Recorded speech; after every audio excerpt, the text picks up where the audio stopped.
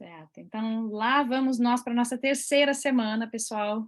Boa noite a todos vocês que estão aqui. Obrigada mais uma vez, mais uma semana com a gente, prestigiando o curso que é oferecido pelo Paul UK, em conjunto com o Consulado Brasileiro.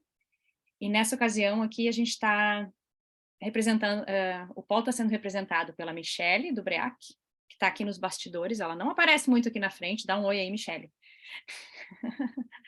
Pela Gi, que virou uma bandeirinha do Paul UK, mas está sempre por aqui, e eu, a Gi é da Sabe a Dúvida, e eu que sou a Sabrina, da Oca Brasil. A gente ia falar de novo, né? Para quem não sabe, nós somos o Paul UK, uma união das iniciativas de ensino de português como língua de herança. Eu acho que a gente tinha que fazer um quiz hoje, e perguntar se todo mundo lembra quantos nossos números. Quem que lembra quantas iniciativas nós somos? 9 iniciativas. 9. Oh, vou perguntar mesmo. Distribuídas em quantas unidades? 13. Ei! E a gente atende em média de quantas crianças? A gente vai gravar 533. E temos mais ou menos quantos professores e assistentes? 80. Gente, afiadíssimo. E, pessoal, para quem quiser mais informação, para quem não decorou essas informações ainda, www.pauluk.com. A gente queria falar também, que a gente não falou até agora, a gente se comportou, sobre o Easy Fundraising. Eu não sei se vocês já ouviram falar, mas é uma plataforma que apoia pequenos negócios, e o Paul UK está lá, que basicamente você baixa um aplicativo, Gi, você coloca aqui para gente no chat, e cada vez que basicamente você entra por esse aplicativo, e lá você pode entrar para fazer suas compras no Amazon, eBay, não sei mais todos os sites de compra.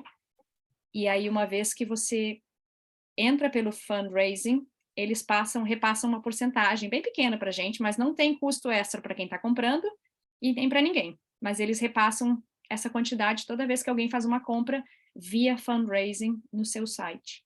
Então, por favor, pessoal, quem quiser colaborar, seria ótimo, a gente agradece. Fica aqui já o nosso muito obrigada, e a gente deixa a palavra com a professora e doutora que está aqui com a gente toda semana, por 5 semanas, Camila de Lira Santos, para ela dar o andamento para o curso. Camila, está com seu microfone aí.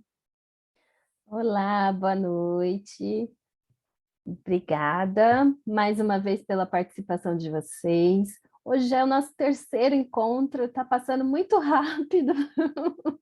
Acho que eu quero mais uns encontros. Podemos mudar, fazer 10 encontros no lugar de 5? Vamos aumentar aí, ó. Por favor. Bom, hoje é o nosso terceiro encontro, né? E a gente está aí falando um pouquinho sobre a questão da aquisição ortográfica do português como língua de herança. Eu acho que alguém falou alguma coisa ou fui eu? Não sei. Mas, enfim, a gente tem falado sobre esse tema, que é um tema importante, né? Porque entra na questão da alfabetização. A gente já discutiu isso, já falou que a alfabetização bilíngue só existe quando são 2 sistemas alfabéticos diferentes, né? No nosso caso aqui, do português e do inglês, não tem alfabetização, mas tem aquisição ortográfica do português, né? E é como a gente vai trabalhar com essa questão da ortografia, da escrita padrão, da escrita correta, né? Nos nossos cursos, que tem uma característica muito importante, que é a heterogeneidade, né? Tanto do conhecimento linguístico das crianças, quanto das idades. Então, a gente encontra crianças com muito conhecimento linguístico e pouca idade, criança com muita idade e pouco conhecimento linguístico. Então, como é que a gente balanceia isso, especialmente na competência escrita? Então, hoje a gente vai continuar conversando sobre esse tema, trabalhando. Semana passada nós paramos assim no finalzinho com um pequeno trabalho em grupo. Nós vamos retomar esse trabalho em grupo, e eu já quero deixar aqui o meu agradecimento para a Rita, e para a Tamires, que hoje à tarde me mandaram os textinhos com algumas transferências do inglês para o português. E esse material já está lá, junto com os materiais que vocês trabalharam na semana passada. Então, vocês vão poder ver essa influência do alemão e do português, e agora do inglês e do português também, trabalhar com isso, né? Mas, como eu sempre gosto de fazer, a gente vai começar o nosso trabalho, ou o nosso encontro de hoje, com perguntas e respostas. Aí vai colocar aqui as perguntas e respostas relacionadas ao tema que nós vimos a semana passada. Bom, uma pergunta que estava lá na listinha de dúvidas de vocês, nós começamos a comentar a semana passada, é: o que fazer com as palavras escritas erradas dos alunos?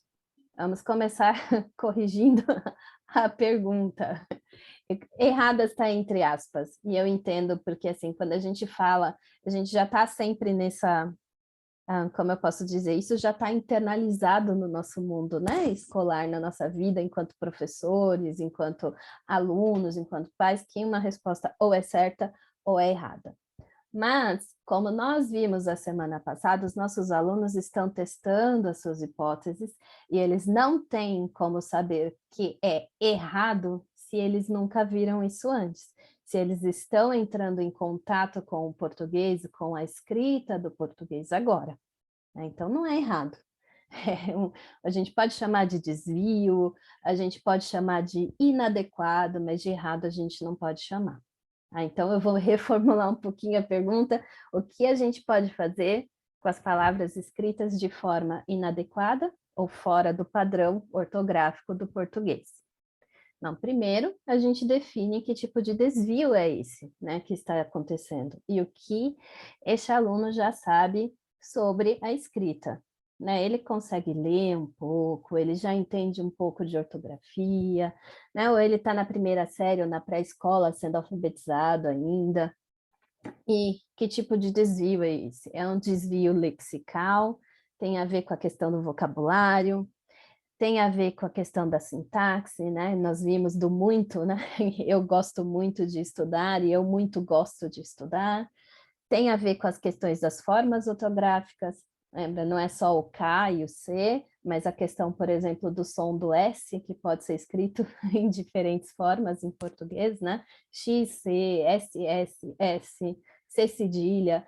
Então, assim, essas formas ortográficas e, claro, a questão do aspecto textual, né? Ou se a gente falar, ok, que tipo de texto é esse? Que gênero textual é esse? Tem rima, não tem rima? É uma receita? É um texto discursivo? Né? A gente precisa pensar em tudo isso para definir como nós vamos tratar esse tipo de desvio, né? A gente vai falar, olha, acho que você esqueceu de colocar um E ali no escola, né? Escreveu com S já direto, sem o E, ou será que você realmente não sabe que precisa desse S? Né? Só a gente que conhece o nosso aluno é que vai entender exatamente o que ele está precisando. Pode ser que ele realmente comeu bola e não colocou o S, como pode ser que ele não tenha esse conhecimento. Né? Aí depende muito das línguas em contato.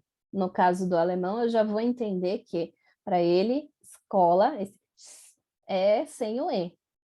Né? Mas no inglês, talvez, se eu falo escola, ele já vai entender que tem que ter um E na frente. Então, eu não posso simplesmente falar, vocês vão fazer assim, porque vocês têm que conhecer a realidade de vocês e a língua que vocês têm em contato, né? O que o português tem em contato. A segunda possibilidade que a gente tem para fazer com essas palavras inadequadas ou com desvios é oferecer diferentes possibilidades de contato com a escrita dessa palavra. Então, a gente vai trabalhar com vocabulário, isso é uma coisa muito importante, né, gente? Acho que é tema até da nossa próxima aula, que é, quando a gente pega um material ou um texto lá do Brasil, e fala, é o texto da primeira série, é tranquilinho, e aí vem palavras que os nossos alunos nunca viram, nunca tiveram contato, porque eles não moram lá, eles não têm acesso a esse mesmo vocabulário, né? Nosso vocabulário, de certa forma, é limitado na língua de herança. Se a gente não trabalha com esse vocabulário antes, o nosso aluno não tem como ver, como identificar visualmente a escrita dessa palavra. Então, ele não sabe o que significa e ele não identifica visualmente a escrita, né? Então, são 2 trabalhos: trazer o vocabulário, entender o significado e depois visualizar e saber qual é a forma padrão da escrita. Trazer diversos gêneros textuais onde essa palavra aparece, de música a receita, seja, né? Que tem a palavra. E até comparar como o aluno escreveu e como é ortograficamente correto. E aí a gente vai falar sobre isso um pouquinho hoje, né? Sobre essas questões de correção, de adequação, na verdade, mas eu posso comparar e falar, olha, você escreveu e escrever no quadro como ele escreveu, né? E colocar, mas na verdade a gente escreve assim, e mostrar para ele, falar o que você está vendo de diferente, ou pedir para um colega trazer as escritas e eles compararem juntos o que eles estão ali escrevendo, né? Porque a gente conversou de ser o detetive linguístico, a gente tem que fazer uso desse poder dos nossos alunos para poder trabalhar com as diferentes formas de escrita e com a ortografia do povo, ok? Então, a gente vai voltar para aqueles mesmos grupos de trabalho que nós tivemos da semana passada. Alguns grupos já escreveram bastante lá. Eu vi que durante a semana vocês foram super... Ai, gente, a palavra só vem em alemão agora. Produtivas, isso. Vocês foram super produtivas. Obrigada, Rita. Leitura labial agora, ó. Algumas foram lá, escreveram e tal, eu dei uma lida. Então, vocês continuem nesse trabalho e agora vocês observem também os textos que a Rita e a Tamires disponibilizaram para a gente e deem lá a opinião de vocês. O que vocês estão vendo? Que tipos de desvio tem ali? Como vocês podem trabalhar isso em sala de aula? Né? Pense assim, que tipo de atividade eu posso oferecer para esse meu aluno para que ele entenda como se escreve essa palavra de modo padrão, ok? Eu não sei, Gisele, a Gisele estava arrumando os grupos, né? Gi? Oi, tô quase lá, falta só o grupo 4. Eu vou Tá abrindo as que estão, mas já só um minutinho. Não, tudo bem, não tem problema. Então a gente faz assim, a gente espera a Gisele dar o ok pra gente, a gente continua aqui um pouquinho para não perder muito tempo. A gente vai aqui, uma questão de estudos de caso. Também foi perguntado um pouquinho da questão, como eu trabalho com crianças menores, como é que eu faço, né?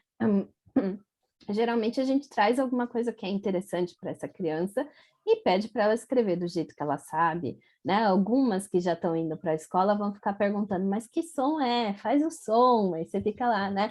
Ah, Mônica, bailarina, fada, né? Mas um jeito que eu encontrei das crianças trazerem o conhecimento delas também, compararem as línguas, entenderem que elas podem usar o que elas conhecem de uma língua para outra, é trazer a língua dominante, a língua escolar, no caso o alemão, para dentro da aula do português, né?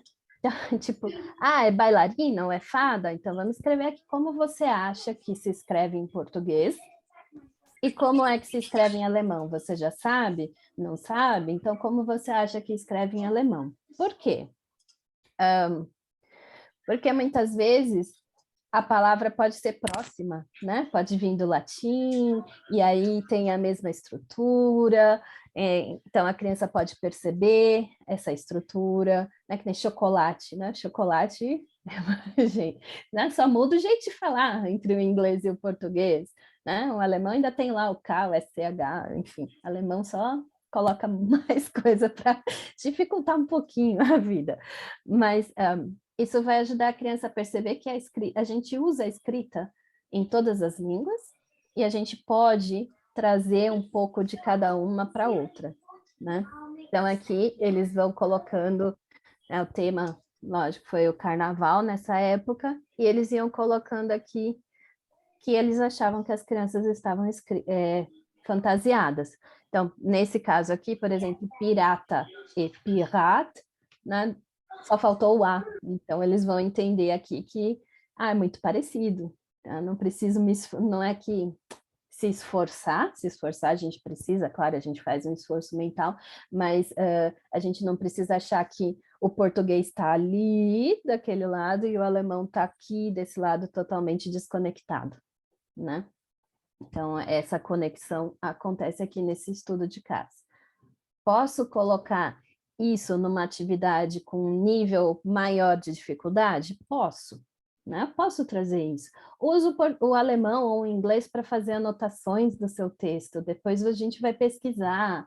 Pergunta para o seu amigo como é que fala isso em português, né? A gente traz isso porque a gente precisa dessas línguas e a gente não pode desconectar os nossos alunos das línguas deles só porque a gente está na aula de português, né? Tudo bem aqui? Uhum. Ok, então vamos voltar para as salas. A gente vai ter mais ou menos que... Ok. Muito bem, meninas. Então, agora vamos para um rápido feedback de vocês, né? Rápidos comentários de vocês. Que vocês contam? Como é que foi esse processo de entender o que a criança estava escrevendo, que tipo de dificuldade que era e o que vocês montaram de estratégia? Que vocês podem contar um pouquinho para a gente. No grupo 6, nós percebemos dificuldade com numerais, assim, então talvez uma atividade envolvendo números seria bacana, porque ele errou para escrever 3, errou para escrever primeiro, segundo, terceiro, principalmente os numerais ordinais, então teria que trabalhar esse aspecto de numeral, também a parte de gênero, do, da, né, feminino, masculino, teve essa dificuldadezinha. Teve também uma questão que a gente estava tentando identificar, né? Que ele escreveu palavras parecia italiano, aí escreveu I de Y, tipo espanhol, aí escreveu lobo em inglês, wolf, tipo assim, né? 3 idiomas ele tem aí na cabecinha dele e confundiu aí na hora de escrever, mas foi bom o texto até. Obrigada, Karina. Tamiris, essa é uma pergunta que eu acho que muitas queriam fazer para você. Seus alunos falam espanhol também, ou têm aulas de espanhol, de italiano, como é que é? Não, eles são falantes de inglês. E na escola eles só têm inglês? Na escola eu não posso afirmar se todos têm, mas algumas escolas têm espanhol aqui. Ah, tá. Então pode ser que esse Y deles e esse lo lá venha do espanhol na escola. Na Inglaterra é normal terem espanhol na escola, bem normal. O espanhol e o francês. O francês ou espanhol, então depende da escola. Ok. Sim, igual o meu filho, no caso, ele estava até falando isso ontem comigo. Mamãe, às vezes eu esqueço as palavras, porque ele fala 5 línguas diferentes, então às vezes ele esquece de uma, da outra, lembra de outra, mas que não é a que ele está falando na hora, então isso acontece muito na hora que eles estão escrevendo, né, também, e falando. Sim, sim. É interessante porque isso a gente percebe, né? Que quando eles entram nessa fase na escola de aprenderem uma outra língua, né, estrangeira, seja o espanhol, o francês, o italiano, enfim, qualquer língua mais próxima do português, eles trazem isso para a escrita do português como língua de herança. E a gente encontra lá umas coisinhas do francês, do espanhol, isso é normal, né? O importante é que a gente possa identificar e entender de onde vem para poder fazer o nosso trabalho de falar, ei, isso aqui é espanhol, isso aqui é português, isso aqui é inglês, isso é italiano, vamos colocar a ordem aqui na ortografia. Muito obrigada. Mais alguém quer comentar, quer fazer algum comentário? Eu sei que vocês estavam rindo muito de todos os textos, né? Chegava nos grupos, as meninas estavam rindo, ai, que bonitinho, que Gente, eu tô fofinho. comendo, mas eu acho legal falar de algumas coisas que a gente viu. Desculpa, tô com a boca meio cheia. Porque uma coisa muito comum no inglês, que a gente, se no nosso texto tem pequenas coisinhas, daria para a gente trabalhar um ano inteiro, aula de português todo dia da semana, entendeu? E aí você pensa que você está lendo o texto de um aluno, né? Quantos alunos você tem numa sala? Se cada um tem as suas próprias dificuldades, é basicamente impossível a gente conseguir cobrir tudo. Por isso, a gente voltou a falar da importância da família em casa, né? Da gente poder ajudar nessa identificação e repassar isso para os pais, para eles poderem tentar ajudar essa criança, né? Para eles entenderem que não é uma tarefa que a gente vai dar conta sozinho, né? Porque a gente tem muito pouco tempo. Mas a gente percebeu muito o H e o R, no nosso caso. A questão dos sons nasais também, que a gente acha que daria para a gente poder trabalhar, com músicas, com associação de palavras. A gente fez a gente levantou aqui algumas hipóteses do que fazer. Talvez alguns ditados simples, e aí a gente teve, uma colega trouxe da ideia de ensinar o vocabulário antes para a criança poder ter contato com essas palavras, ou escolher dar uma leitura, escolher alguma parte dessa leitura da qual a gente vai tirar algumas palavras para um ditado, trabalhar também a fonética do nosso alfabeto, que como eles trabalham no sistema fonético aqui, né, ajudar um pouco talvez isso poderia ajudar a melhorar essa escrita, porque tem vários errinhos, assim, que são de compreensão de sons mesmo, assim, né, de como que as letras são no português, e fazendo essa comparação, talvez, com o espanhol e o inglês também. Ou outras línguas, né, que às vezes tem crianças com mais línguas até. Mas foi isso, sim, viu que a questão da localização, né, na, enfim, são algumas outras questões, mas tem, assim, coisa que dá para trabalhar uma vida inteira, né, de português, porque tem um pouquinho de tudo. Aí a gente vê, talvez, o que é mais comum naquela turma, e aí trabalhar, né? Isso. Às vezes, a gente não pode dar conta de tudo tendo 1 hora de aula por semana, né? Então, o importante é que a gente primeiro traga os pais para esse trabalho também, que a gente conscientize os alunos de que eles também têm de ler em português, né? Fazer essa leitura pelo menos uma vez na semana ou uma vez por mês, que seja um livro, alguma coisa interessante para eles de leitura. E segundo, escolher dentro do grupo, né, de desvios que os nossos alunos trazem, escolher o que é mais recorrente para todos eles, né? E ir trabalhando ou definir, ok, essa minha turma tem mais problemas com isso, mas eu também acho importante que trabalhar o som do H e do R, né? Porque aí a gente consegue cobrir os que são mais recorrentes e os que fazem mais sentido para esses alunos. E os outros a gente vai fazendo nos outros anos. Tá? Obrigada, Roberta. Mais alguém? Não? Então, olha só, pessoal, a gente fez o nosso trabalho de prática antes da pausa, e agora a gente vai ter uma pausa de 5 minutinhos, e aí a gente volta e vai para a parte da teoria de novo, quem sabe tem um pouquinho de prática aí no meio, vamos ver como que a gente trabalha. Mas então agora a gente faz 5 minutinhos de pausa. Ok, então agora que nós voltamos da nossa pausa, nós vamos continuar conversando sobre o tema de hoje, vai falar sobre as estratégias, as correções, né, que a gente faz correções, como a gente pode mostrar que esses desvios estão inadequados e a forma adequada, a forma padrão de escrita. E aí a gente vai entrar num tema que eu sei que muitas vezes é polêmico, até porque vem da nossa escola, né, de como nós aprendemos, de como nós frequentamos a escola, que é a questão do corrigir. Quem nunca pegou o seu caderno e estava cheio daquelas canetadas vermelhas, né? Do plus, do minus, das notas baixas em vermelho, nota boa em azul, enfim, a gente conhece isso. Mas a gente também sabe que existem outras práticas, né? Ainda bem que nós evoluímos, a educação evolui, e que a gente vive em outros países e conhecem outros tipos de educação também. Então, a primeira coisa aqui na língua de herança, né?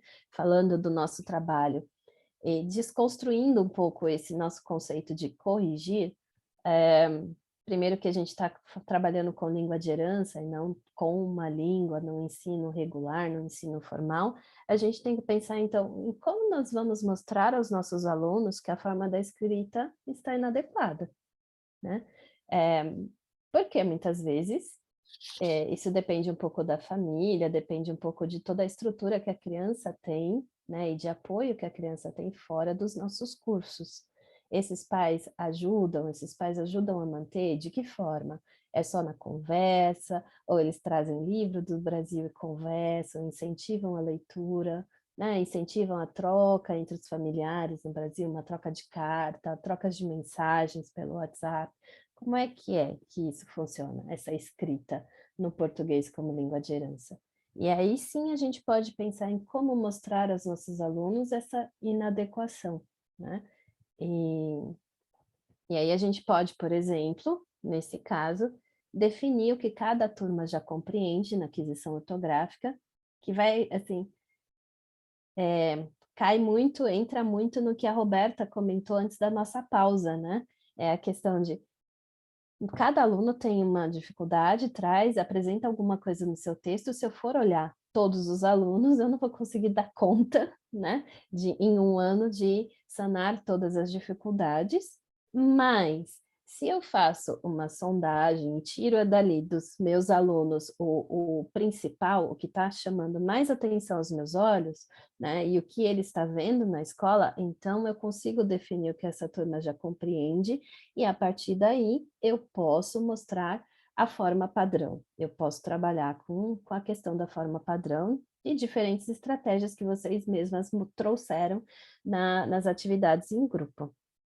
E aí, de novo, apresentar as palavras em diferentes contextos, né? A questão do vocabulário mesmo, gente. Às vezes a gente pega um texto lá do Brasil e fala, nossa, que texto lindo, maravilhoso. Vou trabalhar Cecília Meirelles, né? É maravilhoso, mas será que essa criança compreende tudo o que está escrito ali? Ou compreende o básico? Vamos começar pelo básico. Será que ela compreende o básico? Muitas vezes ela não compreende. Então, a gente precisa fazer esse trabalho de vocabulário. A gente pode também fazer uma tabela de observação linguística. Eu não sei se vocês já tiveram essa experiência, mas aqui, por exemplo, na Alemanha, quando os professores corrigem um texto dos alunos, eles colocam do lado eles dão esse texto, né, para os alunos, na verdade, uma tabelinha, e eles colocam lá R é ortografia, G é gramática, sei lá, eles vão fazendo os símbolos deles lá para o aluno ler e falar, ok, eu errei a ortografia, eu errei a gramática, eu errei, sei lá, pontuação, enfim, né? E isso a gente pode trazer para o português também, a gente pode fazer essa mesma tabela, né? A gente pode usar o ortografia, G, gramática, da mesma forma, e eu vou apresentar para vocês a forma que eu faço com os meus alunos pequenininhos, né, com os em fase de alfabetização, dos 6 aos 8 anos. Eu vou mostrar daqui a pouco. É um outro tipo de tabela de observação. Essa tabela eu mando para os pais, os meus alunos também têm, junto com eles, na pasta, mas eu faço os desenhos à mão, então eu escolhi coisas simples que eu consigo fazer. Às vezes fica feio, mas eles entendem do mesmo jeito. O importante é que eles entendam. Esse é o ponto. Para os maiores, eu tenho essa tabela em que eu coloco a letra. Coloco O, ortografia, G, gramática, P, pontuação, e por aí vai. Né? E diferentes estratégias de adequação de acordo com a faixa etária. Eu não posso pedir para uma criança de 6 anos sentar com um coleguinha e comparar sozinho o que eles fizeram, porque eles ainda não têm a compreensão do que eles estão fazendo. Eles vão ficar achando que eles estão competindo quem escreveu melhor. Em compensação, uma criança de 10 anos já vai entender o que é esse trabalho em grupo, né? E essa criança de 10 anos vai achar muito chato se eu ficar fazendo coraçãozinho no desenho dele, né, no texto dele. Por outro lado, ele vai entender que se eu fizer um C lá é porque, ou um R é porque ele escreveu o C errado ou o R errado, né? Errado não, mas ele esqueceu de escrever em C ou R. Né? Então, a gente tem que pensar em diferentes estratégias.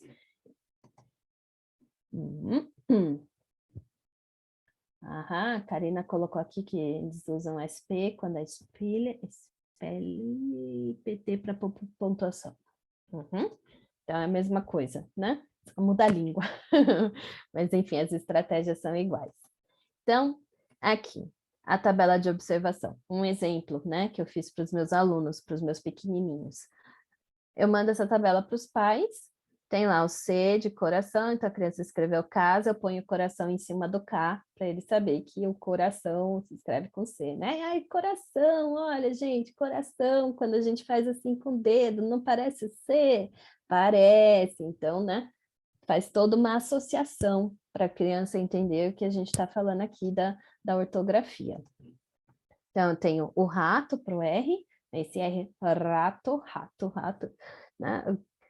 O F da faca, o V da vaca, que, né, no meu contexto isso muda bastante, e por aí vai, né? LH, NH, o que eu vou colocando aqui. E aí, de acordo com o conhecimento do meu aluno, eu vou trabalhando com eles. Eu vou fazer desenho no texto inteiro?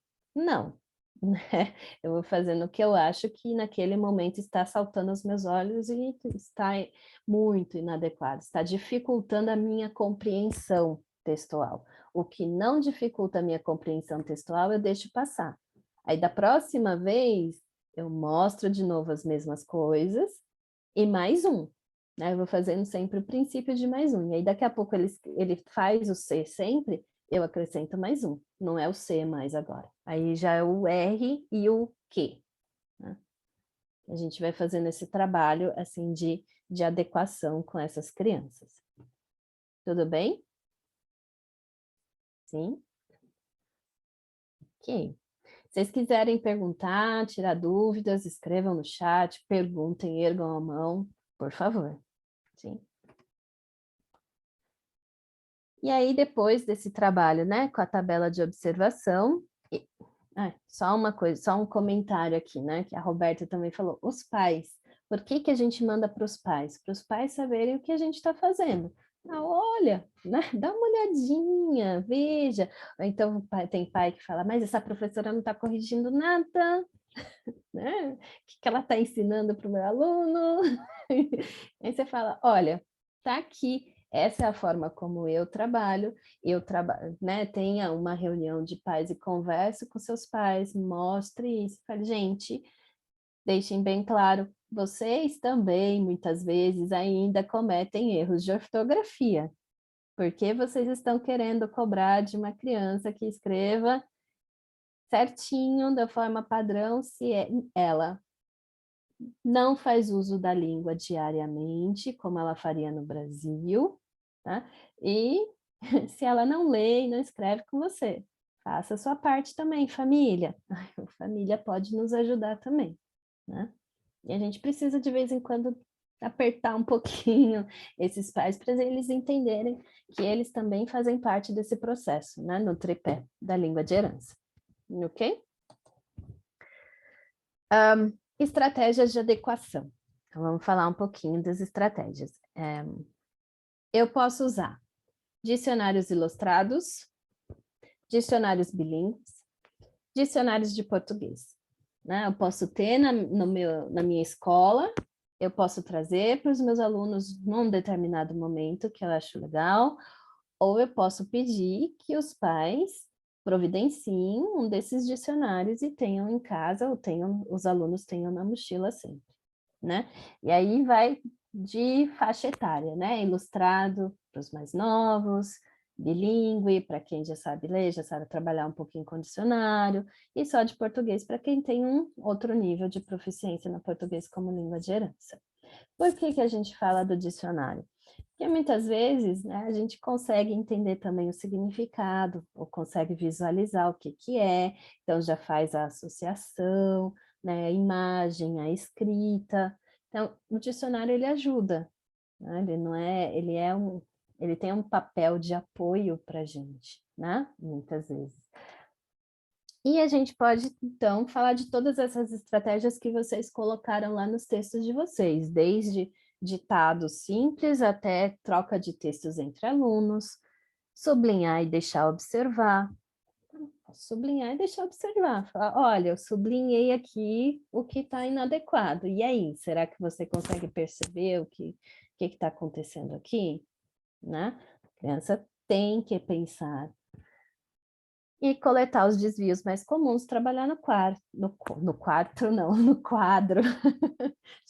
Já bateu o sono. Trabalhar no quadro, né? Com todo mundo, fazer uma escrita coletiva de um texto. Alguém perguntou em algum dos grupos, mas se eu fizer essa escrita coletiva, você acha que vai constranger o meu aluno? Não, se a gente tomar o cuidado de pegar todos os textos, né? Aí dar um tempinho, levar para casa, trazer meio misturado, né? E falar, não, hoje a gente vai fazer esse texto, talvez a criança nem se manifeste e ninguém vai saber quem escreveu. Né? Porque muitas vezes eles estão ali pensando, eu também cometi isso, eu também tenho essa inadequação no meu texto, né? Agora, tem criança que vai falar, meu texto, nossa, escrevi isso errado, depende muito da personalidade da criança, né? Ou do aluno, enfim. Então, vale a pena trabalhar com isso e todas as outras estratégias que vocês têm. Ditado, sim, ditado. A gente pode sim fazer ditado, é válido, né? Ditar alguma coisa não é ruim, é uma estratégia, mas a gente tem que pensar se essa criança conhece esse vocabulário, né? A gente pode brincar de fazer um ditado e já trazer o vocabulário, né? Pode usar diferentes formas de ditado, né? Não precisa ser aquele clássico ou tradicional. Mas tem que tomar cuidado com isso, sempre pensando o que meu aluno conhece. Será que ele tem condições de entender o que eu estou falando, o que eu estou escrevendo? Né? Porque ditado só por ditado aí é uma coisa extremamente tradicional que está cobrando do meu aluno um conhecimento que ele ainda não tem. Né? Muito bem. Então, eu trouxe aqui um pequeno exemplo do que eu faço com a minha turma, que era, na pandemia, se transformou em online, e do online voltou para o presencial, né? Cada um tem a sua tabelinha aqui, mesmo um ensino online, a gente tem a nossa turma, eles se apresentam, né? E eu vou pegar aqui, deixa eu ver se está aqui. Não, cadê o Félix? Aqui. Não sei se vai aparecer muito para vocês, vou aumentar um pouquinho. Camila, acho que você tem que mudar a tela que você está compartilhando com a gente, que a gente continua vendo sua apresentação. Ainda está nas estratégias de adequação. Ok, agora sim, né? Obrigada. Ok, eu tenho um Padlet que eu usei com os meus alunos no período da pandemia e que a gente continua usando agora, que a gente ainda já tem aula presencial, né? E cada um tem um cantinho que escreve alguma coisa. Então, há algumas estratégias que eu usei com eles na parte online, né? E que muitas vezes a gente pode fazer também no presencial. Ao invés de sublinhar, eu colocava em negrito o que ele escreveu que não era adequado, né? Aqui ele já mudou o Alemanha, porque estava alemã na, mas ele foi lá e mudou. Eu não levei em consideração o grande e o pequeno, maiúscula e minúscula, isso é uma coisa que tem no alemão e que a gente tem que levar em consideração no alemão, mas nesse caso eu não levei aqui em consideração. Então eu vou passando pelo texto e vendo, ok, isso daqui ele já consegue, eu sei que ele consegue, então eu vou sublinhando, vou colocando em negrito, ou fazendo o tracinho, né, cortando para que ele entenda o que a gente está trabalhando aqui. Em outros momentos, deixa eu ver se é no da Carol, não.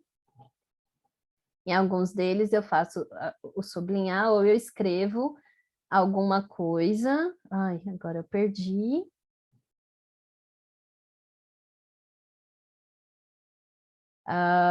Eles escrevem e eu escrevo em cima, ou eu faço um comentário, né? Aí eu coloco, o meu animal favorito é assim, né? Ou, no caso, eu peço para eles trabalharem eles mesmos no texto do colega. Esse daqui, a Carol e a Fernanda trabalharam juntos. Então tá aqui, ó, anônimo, veio a Carol, e a Fernanda veio aqui e trabalhou e colocou lá no lugar do deselioso, é delicioso. Né? Então, eles vão trabalhando entre eles também. Eu gosto muito de usar o Padlet porque todo mundo pode entrar, os pais também podem entrar, ver que está usando, mas é legal porque cada um dos alunos, pode ir lá, anônimo, e fazer uma adequação para o seu coleguinha. Então, é algo que não constrange os alunos e eles gostam de se comunicar entre si ali, né? Tipo, é quase o WhatsApp da nossa turma, eles estão sempre mandando mensagens aqui, né? Então, a gente vai conversando por aqui e vai fazendo essas atividades aqui. O Padlet é um dos melhores recursos do mundo. Sim, ele é mesmo. O ditado, sempre em contexto de aula. Não precisa ser sempre oral, pode ser com imagens, com bingo, isso. Né? Existem diferentes formas de fazer o ditado. Enfim, então essas são algumas estratégias que a gente pode mostrar, e isso também é uma coisa que faz parte da realidade dos nossos alunos, né? Por mais que a gente fale, e o mundo digital, crianças só a partir dos 12 anos, etc., né? Cada um tem uma opinião diferente sobre o mundo digital e as crianças e suas faixas etárias. Isso faz parte da realidade dos nossos alunos ou das crianças hoje em dia. Então, eu sugiro, vocês querem usar o digital para trabalhar, né? Quer trabalhar no Google Docs, porque aí já vai corrigindo, vai vendo ao mesmo tempo. São opções válidas, sugiro conversar com os pais antes, pedir uma autorização para fazer esse trabalho, né? E no caso, esse Padlet aqui não está aberto para o público, em geral. Né? São poucas pessoas que têm acesso a ele. Então, fica restrito a um determinado grupo, né? Que acaba ajudando na questão de segurança de dados, enfim, uma série de coisas, e as crianças podem testar o que elas quiserem ali, em contexto linguístico, porque elas não têm esse julgamento de outras pessoas também, ok? Também, mas essa foi só uma pequena estratégia que eu trouxe aqui para vocês. Agora eu vou voltar aqui para a imagem. Os alunos da Tamires amam brincar de forca e, querendo ou não, é um ditado mais divertido. Principalmente se eles tiverem que escrever a palavra encontrada no caderno. A parte da forca... Eles nem sentem. É uma boa estratégia também. A gente já está fazendo os alunos escreverem sem eles nem entenderem o que eles estão escrevendo, né? É uma forma legal de trabalhar e mais prazerosa para todo mundo, né? Muito bem, então, a gente está falando aqui da questão da competência escrita, né? A correção não deixa de estar dentro da competência escrita. E o que é essa tal competência escrita que fala de ortografia, que fala, né, de uma certa proficiência? É deixar que os nossos alunos entendam que eles podem produzir frases, estruturas previstas na língua a partir de um texto, que esse texto pode ser oral ou escrito. No caso do escrito, a gente vai visualizar, e ele tem uma outra forma diferente da forma oral, né? É o que a gente estava falando em algum grupo. Ele escreveu, eu tô fazendo alguma coisa, mas na hora de escrever, a gente não vai escrever eu tô fazendo alguma coisa, a gente vai usar a forma padrão, eu estou fazendo alguma coisa. Então, para isso, a gente precisa mostrar para os nossos alunos que existem dois tipos de comunicação, né? E, antes de mais nada, nós, enquanto professoras, temos de entender que os nossos alunos, no início, terão grandes bloqueios. Por quê? Por que será que eles têm esses bloqueios? Português é muito chato, eu não sei escrever em português, a minha mãe fala que eu não escrevo direito, para que eu vou escrever em português? Quando é que eu vou usar isso? Só falar já tá bom, né? Tem um monte de coisa, tipo, escrever, a gente está numa escola, vai ter nota, né? Só começar a pedir para escrever, vem todos esses bloqueios assim em cima da gente. Então, o que esse autor sugere, que é um autor suíço, que trabalha com materiais de língua de herança, ele sugere que a gente comece sempre com exercícios simples e lúdicos, para despertar a motivação para a escrita em todas as idades. Por quê? Do mesmo jeito que a gente tem transferências, né, lexicais, transferências ortográficas, a gente tem transferências de aspectos textuais.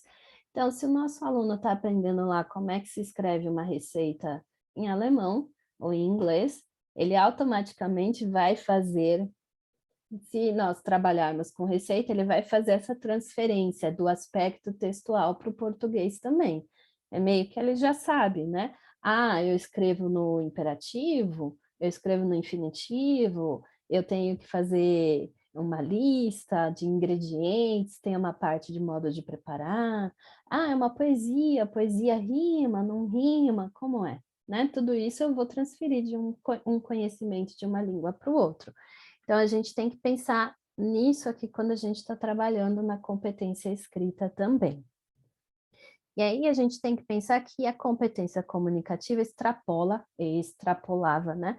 A competência chomskiana, no sentido de que não se limita à capacidade do indivíduo de produzir frases e estruturas previstas, mas a capacidade dele produzir e compreender os fatos da língua a partir do texto.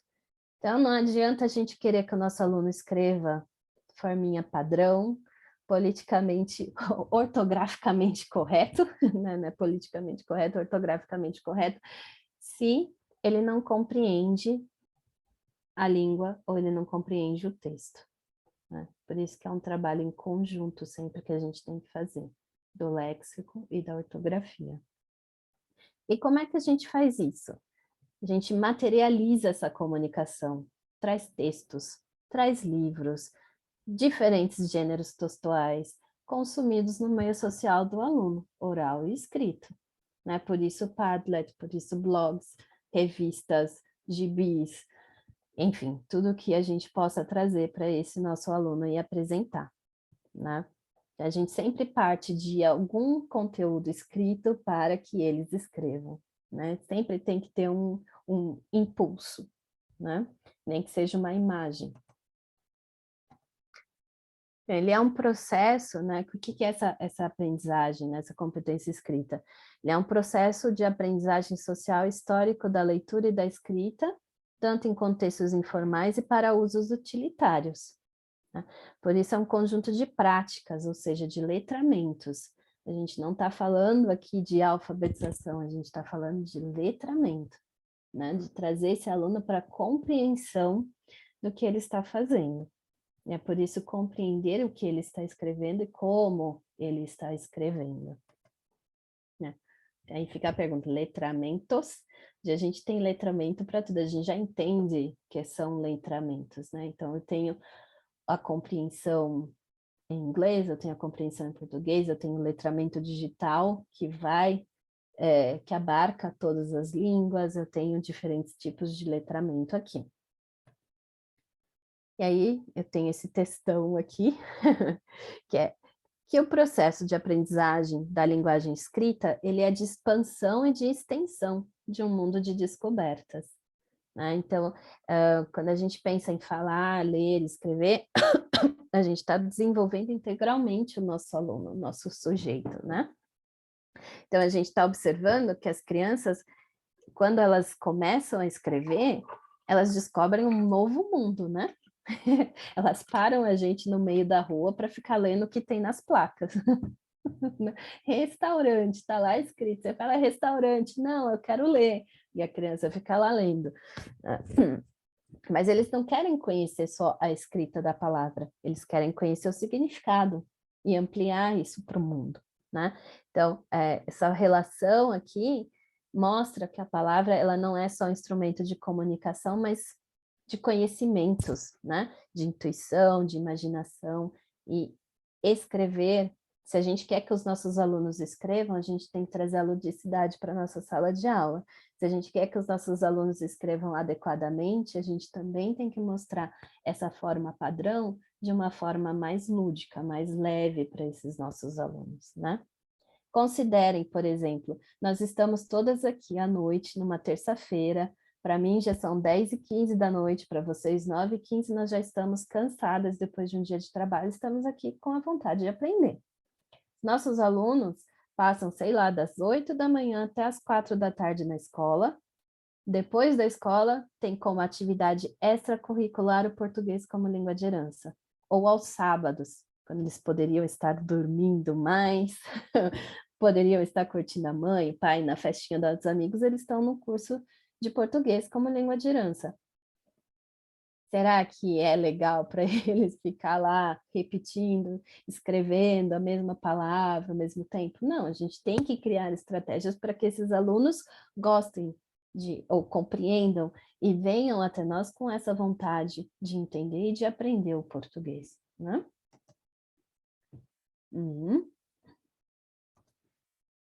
Muito bem. E aí, a gente entra neste termo aqui. Didática da escrita de textos, né? Antigamente, a gente trabalhava com a questão da linguística textual, hoje a gente trabalha com essa didática da escrita de textos. Esses são termos que o Schader, esse autor suíço, trabalha bastante, e ele fala, bom, como nós, professores de língua de herança, podemos trabalhar com essas questões da escrita com os nossos alunos, né, falantes de herança. Então, primeiro, fazer experimentar a escrita como atividade social. Para quem e para que se escreve? Tem que ter um sentido. Para que eu estou escrevendo esse texto? Para minha professora? Mas qual é o sentido dele? Por que eu estou escrevendo esse texto? Né? Ou eu estou escrevendo um cartão para minha mãe? Um livrinho para dar de presente para minha avó, mandar para o Brasil, né? Então, por quê? Segundo, a relação com o mundo de vida e de fantasia dos alunos e das alunas, tarefa motivadora. Vocês colocaram das histórias, né, dos contos que a Tamires colocou, do lobo, dos 3 porquinhos, enfim, fazem parte da realidade da fantasia dessas crianças, né? Eles trazem isso para a gente. Oferta de diferentes tipos de textos, meios e funções da escrita. Então, eu vou ofertar diferentes tipos.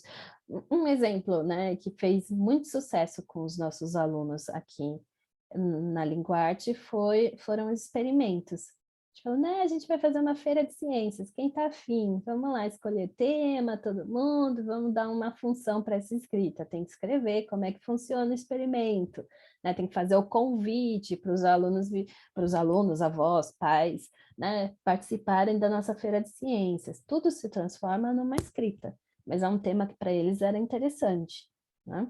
Tem, é aquela velha história que algumas de vocês já viram em outros cursos ou em outras discussões, nos CEPOs, nos congressos que a gente participa, é aula de português ou aula em português, né? Isso tudo entra na questão da escrita. Escrita dirigida e escrita livre. Isso não quer dizer que é um oba-oba que a gente vai fazer tudo, não vai sentar e falar, está adequado, não está adequado. Não, a gente tem que ter o nosso olhar, né, de trabalho enquanto professor, e umas vezes a gente vai dirigir o nosso texto como os ditados, né, ou como vamos escrever um convite, o convite tem essa forma, é endereçado para essas pessoas, ou então a gente vai falar, hoje olhem esta imagem, né? Ou até mesmo, imagem não, mas vamos falar da Feira de Ciências. Como é que vocês veem esse experimento? Né? Ou qual é o seu experimento predileto? E eles vão trazer de forma escrita, né? Ou vão falar e vão contar, e é uma escrita livre, né, para a gente. E, claro, os processos de estratégia de escrita. E muitas vezes os nossos alunos sentem esse bloqueio porque eles acham que eles não sabem escrever em português, porque, sei lá, eles não conseguem pensar em como vai se escrever uma receita. Mas se a gente traz lá, vamos fazer um mapa, né? Um mapa mental do que a gente precisa para escrever uma receita. Ou vamos colocar aqui do lado as palavras principais do texto, porque precisa ter nesse texto. São estratégias que podem ajudar os nossos alunos a se motivarem, eles mesmos, né? A Sabrina colocou aqui que amou a ideia da Feira de Ciências. Realmente foi muito legal, eu recomendo para todo mundo fazer a Feira de Ciências, vale muito a pena. Todo mundo fica empolgado trazendo suas experiências favoritas e a gente, enquanto professor, descobre umas coisas e fala, nossa, não sabia disso. Né? Bom, mas aí como é que eu trago a escrita e como é que eu trago as estratégias e como é que eu trago esse processo de adequação para os nossos alunos? É cíclico, né? Eu vou sempre pensar nisso, eu vou sempre trazer isso. E com certeza vocês fazem isso sem nem pensar, né? Então a gente vai pensar, introdução ao sistema de escrita, claro, eu tenho que pensar na ortografia, né? Eu tenho que pensar em como é que eu vou trazer essas questões ortográficas para os meus alunos, a criação e desenvolvimento de vocabulário, né? Foi o que a gente conversou já hoje, não vou me repetir, a questão da abordagem comparativa e explorativa da língua padrão, eu posso comparar entre línguas, né, as línguas em contato, eu posso comparar a forma padrão com a forma que a criança escreveu. Trazer estruturas de apoio, posso trazer o dicionário, é uma estrutura de apoio, posso trazer o mapa mental, é uma estrutura de apoio, posso eu mesma, enquanto professora, ser uma estrutura de apoio. Meu aluno pergunta como escreve, eu vou lá no texto e escrevo, ou eu vou e pronuncio, né? Soletro a palavra, e meu aluno vai escrevendo. E penso numa correção seletiva e com conteúdo, né? Não é besteira isso, gente, não é bobagem que eu estou falando, é algo que é visto em todos os estudos que trabalham com competência escrita na língua de herança. Por quê? Porque se a gente não seleciona, como a Roberta falou, a gente fica um ano só com um aluno, né? E se não tem sentido, o nosso aluno não entende, não compreende e não põe em prática. Ok? Tudo bem aqui? Uhum. Então, vou continuar. Não. Então, vamos fazer aqui uma atividadezinha, todo mundo aqui no chat agora, para a Sabrina, que falou que não teve muita atividade no chat hoje. Um exemplo de atividades, né, que a gente pode fazer. Levantamento de palavras. Trabalho vocabulário e trabalho a ortografia já ao mesmo tempo, né? Então, o professor traz o tema, o aluno traz o seu conhecimento prévio, né? Ah, turma da Mônica, tá no parquinho, o que eu conheço? E aí eu posso criar uma atividade que tem 2 etapas e posso trazer o apoio, né? Eu posso usar também apoios. Então, que tipos de apoio eu vou usar? O que eu quero de vocês? Eu quero que vocês coloquem aí no chat que tipo de atividades vocês poderiam pensar aqui para esta figura, para esta imagem, que a gente pode pedir para os nossos alunos, e que tipos de apoio vocês podem trazer para essa atividade. Podem escrever, a gente vai lendo, vai colocando aqui, selecionando também, e colocando aqui na imagem.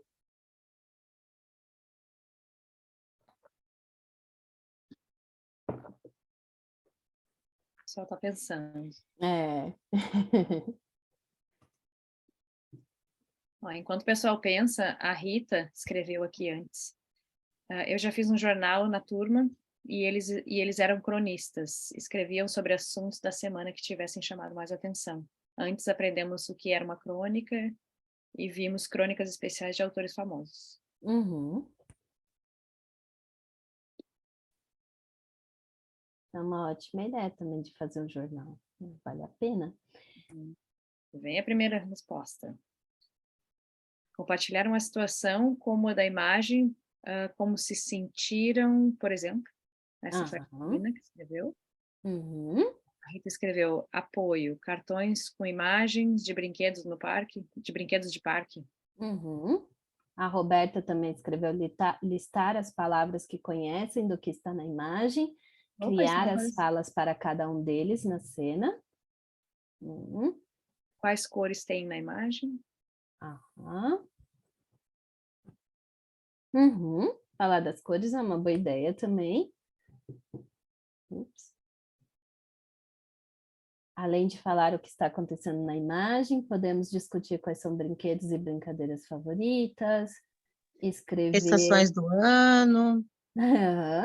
o nome dos brinquedos, das brincadeiras, inventar uma pequena história, estações do Pode ano. criar nome para as personagens, né? Se eles não conhecem Turma da Mônica, por exemplo. Uhum. Thalita Sim. colocou antes também uso do tempo verbal, escrita de frases.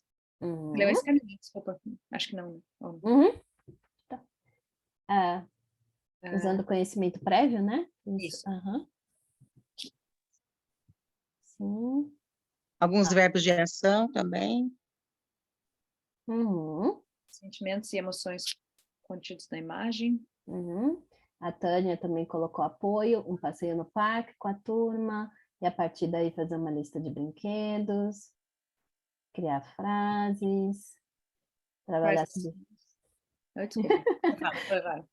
substantivo comuns e próprios, com o nome dos personagens e objetos, das imagens, rimas. Uhum. Ok, olha só, vocês já, assim, né? As ideias foram surgindo. Eu tenho certeza que vocês pensaram nos seus alunos, mas vocês deram pelo menos 2 atividades, né? E a primeira é sempre buscar o vocabulário que esses alunos têm, seja indo no parque, vendo o que eles conhecem ali no parque, para depois ir para a sala de aula e escrever o que eles conhecem. Tem os apoios, cartões com imagens ou outro tipo de atividade que você possa fazer.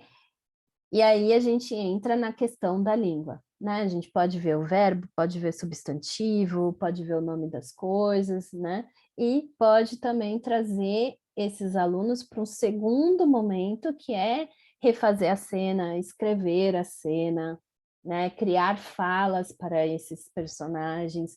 Tudo isso estimula a escrita dos nossos alunos aqui em 2 etapas.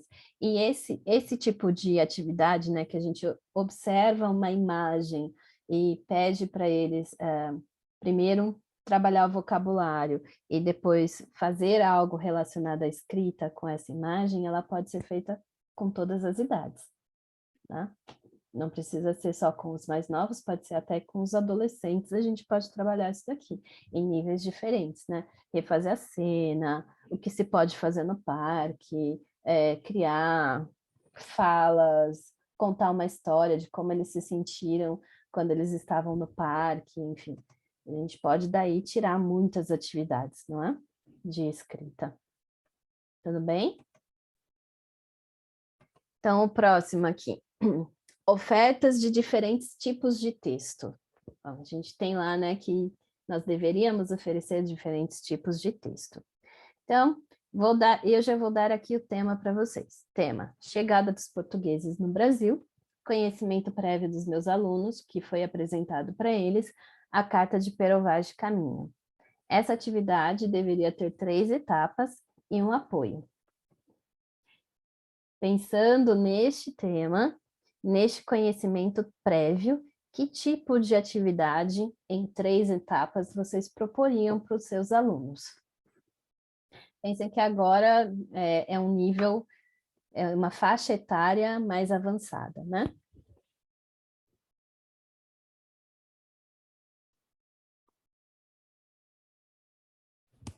Já tem 4 mensagens.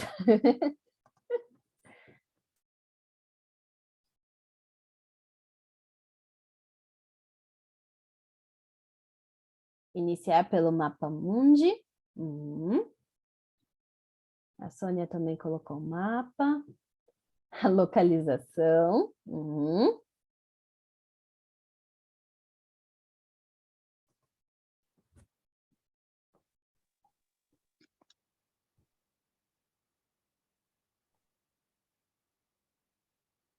A Camila coloca a comparação entre a carta. Ups. Ensinar quais são as características das cartas, né? Os tipos de diferentes maneiras de escrever a carta, mais formal, informal, mais para um amigo, como é que se despede, como é que começa, para depois, acho que, passar a carta do Pedro Vaz de Caminha, que é muito formal, né? Falando sobre o que os portugueses encontraram no Brasil, né? O que eles imaginam que fosse, tipo de comida, árvore, tipo de gente. Obrigada, Regina. Aqui tem o vídeo da palavra cantada, né, do Pindorama, a carta, selecionar palavras que não conhecem, escrever uma carta para alguém, descrever no local da escola. A gente tem que falar uma coisa que a Regina colocou aqui, né? Tem que apresentar como é que se escreve uma carta, né? Para quem ela é endereçada, como ela é escrita, tem que ter o remetente, que não tem, tem que ter o destinatário, tem que ter uma saudação, uma despedida, como é que funciona a carta, né? Em si, a estrutura da carta. Apoio de obras de arte, com imagens do Brasil, alguns trechos da carta, né? Escrever a carta, escrever uma carta-resposta, essa é uma boa, né? O que o rei escreveria para Pero Vaz de Caminha? Mostrar um vídeo, enfim, tem muitas questões aqui, ó, construir caravelas de papelão, o mapa, após estudar os gêneros, escrever uma carta, o contrário, fazer uma carta com expressões dos nativos brasileiros sobre a chegada dos portugueses. Filme Descobrimento do Brasil, pedir que eles procurassem na carta as imagens vistas no filme. Tá? Então, assim, a gente vê que a gente tem muita coisa que a gente pode fazer de um tema só, né? E o que seria, Camila, a atividade em 3 etapas? Quais seriam as 3 etapas? Teria que ter uma sequência de escrever a carta, blá, blá, blá, blá, blá. Essa seria a atividade.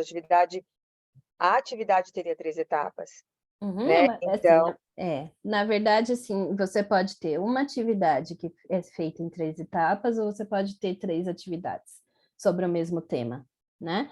Nesse caso, o nosso objetivo era que eles conhecessem a carta, né? E que eles conhecessem o gênero carta. Então, entraria aqui a estrutura, né? O gênero da carta faria parte de uma dessas etapas. Depois, a questão da localização, do mapa, o que é, quando aconteceu, né, a questão histórica, e, por último, uma atividade de escrita, né, a parte escrita, que eu vou mostrar para vocês aqui agora como a professora de um grupo da Linguarte solucionou essa questão, né? Foram diferentes grupos, cada um fez da sua maneira, mas esse eu achei o máximo, que faz parte da realidade de muitos nossos alunos. Escrever um WhatsApp para o rei. Recontar a carta, mas hoje não é uma carta, né? É um meio diferente aqui que a gente está usando. Eles conheceram a carta, trabalharam com o gênero carta, enfim, fizeram tudo que tinha que ser feito, seguiram todas as etapas, mas agora vamos reescrever no nosso contexto. E hoje, como é que a gente faria, né? Como é que a gente mandaria a carta para o rei? Ia de navio, não ia de navio? Não. E essa turma bateu o pé e falou que vai fazer pelo WhatsApp. Como assim, né? O bom é que o WhatsApp já corrige, né? Você coloca o teclado em português, já corrige todas as palavras. Então, a questão é que esse daqui é um aplicativo, né? Que eu posso colocar para vocês depois o link. E você baixa a imagem do WhatsApp, você escreve lá do jeito que você quiser, mas ele não corrige. Só simula o WhatsApp, né? Simula. Uma simulação do WhatsApp. Legal, super legal. Passa assim pra gente. Vou passar para vocês, é um simulador. Então, aqui, ó, por isso que eu coloquei aqui, corrigir. O que a gente vai corrigir? Que aspectos, né? Porque, enfim, Aqui já passou do gênero carta, né? Eles já pularam o gênero carta e foram para o gênero mensagem simultânea, mensagem direta. E aí, mas eles têm aqui algumas estruturas, né? Querido rei. E aí os índios, né? Pena na cabeça, ó, não tem o cedilha, não tem acento, enfim. Eles escreveram o que eles queriam, né? Os índios não têm mais o furo que eles tinham, não sei mais o que é o furo que eles tinham, enfim. Mas eles foram descrevendo aqui o que eles viam, que eles acharam que era importante, e deram lá uma despedida, tchau e bom dia, e colocaram o nome, né? Então aí, como é que eu vou corrigir esse texto? Que forma de correção eu posso dar nesse texto? O furo é na boca. Eles tinham, né, umas coisas... Que tipo de correção eu posso fazer aqui?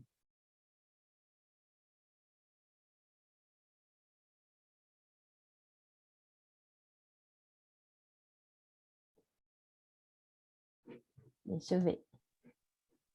Cedilhas, Mas não pensem agora na estrutura formal, pensem assim, como que vocês corrigiriam esse texto para interagir com esse texto, na verdade? Poderia dar a resposta do rei, reescrevendo o que eles escreveram errado. Tipo, como assim? Não tem nada na cabeça? Já com cedilha. Mas assim, índios, que índios? Né? Tem nada na cabeça? Que furo? Não tem furo, né? Usar as palavras que eles escreveram de forma inadequada na resposta do rei, já trazer como correção, né? E fazer eles responderem de novo, fazer uma conversa com esse rei mesmo, né? O interessante de uma atividade assim é que a gente pode interagir com a correção de uma forma lúdica também, que não vá dar esse aspecto de que correção a gente está fazendo, né? Querido, e a outra mensagem, a favor, observar sua escrita, encontrar onde cedilha se perdeu. Boa ideia também, Roberta. É para a Rafaela, sim. Porque a Rafaela é o Pero Vaz, mas ela esqueceu que ela era o Pero Vaz, que ela estava incorporando, né, o Pero. Tudo bem? Sim? Então, aqui um outro exemplo de como a gente pode trazer a realidade dos nossos alunos para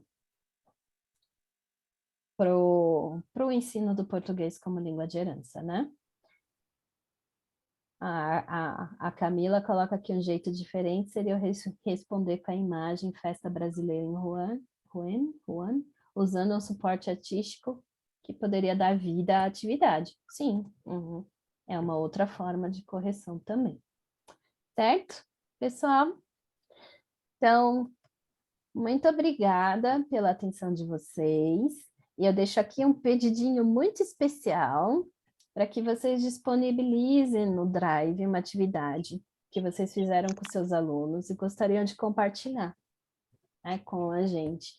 Vocês falam, essa atividade deu certo, a questão ortográfica, a questão da correção, de trazer a forma padrão para os nossos alunos, e aí a gente vai trabalhar com algumas dessas atividades na próxima aula. E a gente vai falar um pouquinho novamente sobre essa questão de letramento, de trabalhar os materiais, né? Que materiais a gente pode usar. A gente vai continuar falando na próxima semana, né? Ok? Então, muito obrigada. Acabou o nosso tempo. Sempre tão curto. Mas, boa noite para todas e até a próxima semana. Muito obrigada, Camila. Tem que fazer a foto, né, gente? Foto! A gente não pode esquecer da foto, peraí.